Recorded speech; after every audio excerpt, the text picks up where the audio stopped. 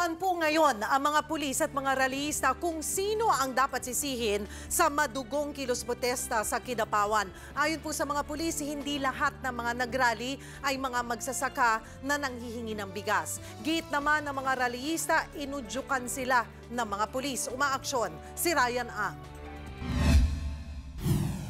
Kinondena ng iba't ibang grupo at mga netizen ang madugong pagpapaalis ng mga pulis sa mga rallyista sa Kidapawan City noong Biyernes. Iba't ibang video kasi ang naglabasan sa sinapit ng mga magsasaka na nagbabarikada lang daw para humingi ng bigas dahil sa nararanasang hirap dulot ng halos 6 na buwang El Nino. Sa mga video, makikita ang mga duguan at nakabulagtang rallyista. Maririnig din ang pagkakaputok ng baril ng mga pulis. 3 umanoong namatay sa hanay ng mga rallyista, mahigit 100 ang sugatan at 78 naman ang na-detain na posibleng kasama sa 89 na nawawala. Giit ng mga rallyista, ang mga pulis ang nauna. They violently disperse. Kung sa ibang mga bansa, sa ibang lugar, gumagamit pa ng tear gas, gumagamit pa ng rubber bullet. Pero dito, live ammunition, patayan. This is what happened during Mendiola Massacre. This is what happened during Hacienda Luisita Massacre, and this is happening again under Ikuangco Haciendero administration.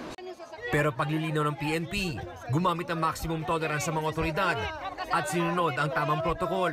Our ground commanders went to the extent na even serve them with food, with drinks, with medicine, and ayaw nilang tanggapin. Nilabas din ng PNP ang isang drone video kung saan makikita ang mga nakapormang pulis na nasa harap ng mga fire truck. Sinabihan ng mga ito ang mga rallyista na lisanin na ang lugar sa loob ng 5 minuto. Nagbuga na rin ng tubig ang mga bumbero pero pataas ito. Umatras sa mga rallyista pero pumulot ng mga bato at sumugod sa mga pulis.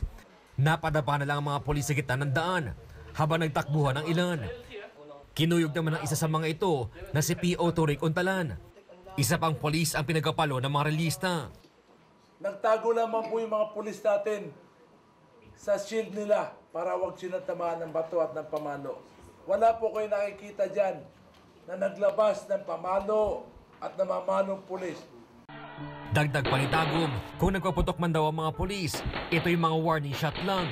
Ayon din sa PNP, mas marami daw ang nasugatan sa hanay nito. Kinumpirma din ni PNP Chief Ricardo Marquez na may nagkaputok sa hanay ng mga rallyista. Yung namatay is positive for gun nitrates. May na-recover na caliber 45 in one of the sa tabi ng isang protester. So that would be good enough to make a conclusion that may nagpaputok from the protesters.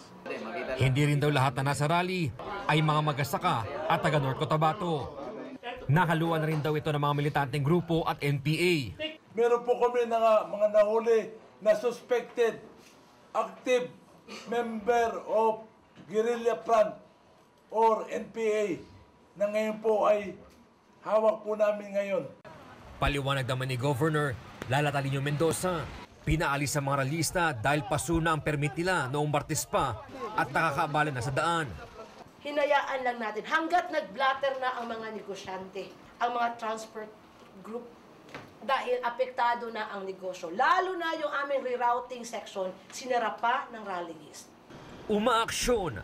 Ryan Ang, News 5. Be sure to come back. News 5 everywhere. Copyright 2016.